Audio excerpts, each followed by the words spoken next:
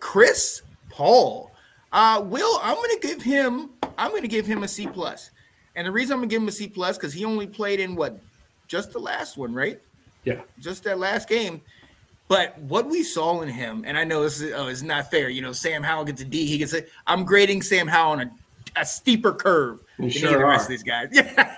But I give Chris Paul C plus because what we saw in him in college and what we've been telling about him is that he's a big guy. He moves guys around. He plays that interior well. That's what we saw in that game. They still had their starters in there, albeit they might not have been playing up to par, but he was bullying those guys, and it really looked good. And that's something that's like, okay, we talk about needing own linemen, especially when a lot of these guys that we've had keep getting injured and we keep having to replace them. Cosme, Chris Paul, these are the type of guys that we can potentially put in there, and if we get them in the system and get them going from day one, now we're starting to build these lines. I'm sick and tired of them saying Dallas and Philly and San Francisco and all these guys have these great lines, and we can't keep a daggone starting five together for more than 3 weeks. You know what I mean? So This guy is one of those pieces that I think could really, really help us out a lot. And what he did in that last game kind of was conviction. I saw it. I was like, I'm good. Okay, good. So we'll see what happens going into this next year. But for me, I got to give him a C plus. What do you give him? Yeah, I like your grade there, and I only gave him a C, but I like your thought process there, because the whole thing, he was drafted just like Sam Howell. He was drafted to sit, watch, and develop.